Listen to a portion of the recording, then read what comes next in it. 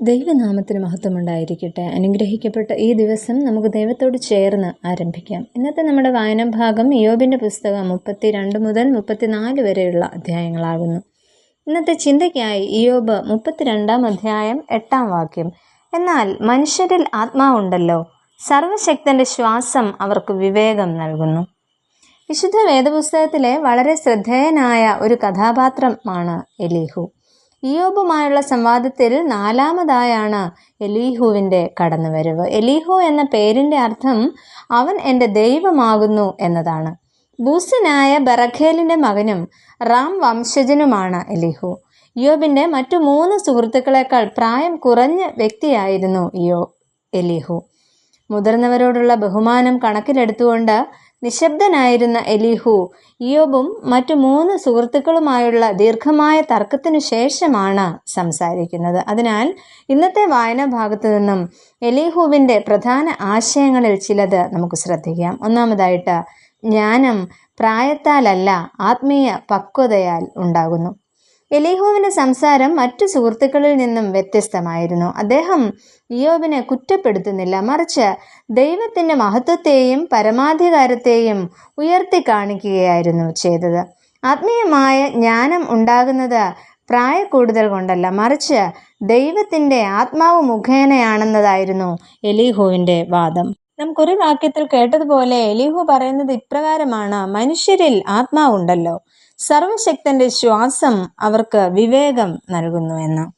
അങ്ങനെയെങ്കിൽ ദൈവമാകുന്നു ആത്മീയ പക്വത നൽകുന്നത് എന്ന് എലീഹു പറയുന്നു. എന്നാൽ 2 കാരണങ്ങളാൽ എലീഹു ഇവിടെ കോപാകുലനാവുന്നത് നമുക്ക് കാണാം. ഒന്ന്, ഇയ്യോബിനോട് കോപിക്കുന്നു.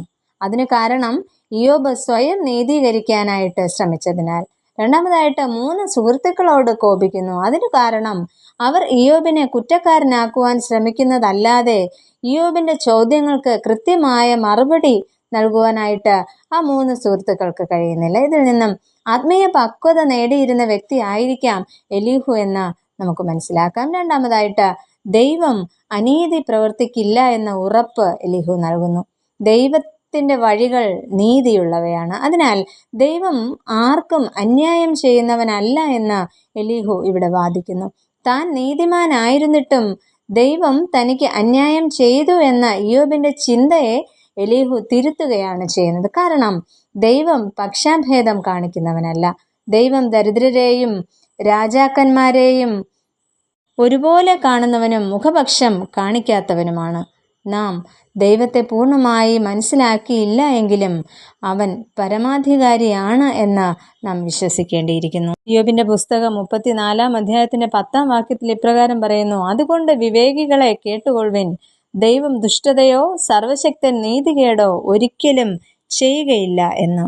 അതിനാൽ നമ്മുടെയും ജീവിതത്തിൽ നമ്മുടെ ബുദ്ധിക്ക് അതീതമായ കാര്യങ്ങൾ സംഭവിക്കുമ്പോൾ ദൈവസന്നിധിയിൽ പൂർണ്ണമായി വിധേയപ്പെടുവാനായിട്ട് നമുക്ക് സാധിക്കണം. ആത്മീയ പക്വതയോടെ ജീവിക്കുവാനും അത്തരത്തിൽ മറ്റുള്ളവരോട് ഇടപെടുവാനും നമുക്ക് സാധിക്കണം. അങ്ങനെ അനുഗ്രഹകരമായ ജീവിതം നയിപ്പാൻ ദൈവം നമ്മെ ഏവരെയും സഹായിക്കട്ടെ. നമുക്ക് പ്രാർത്ഥിക്കാം. പ്രിയ കർത്താവേ, ഒരു പുതിയ ദിവസം കൂടെ നൽകിയതിനായി നന്ദി പറയുന്നു.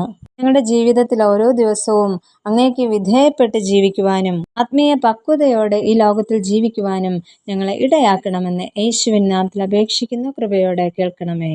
ആമേൻ.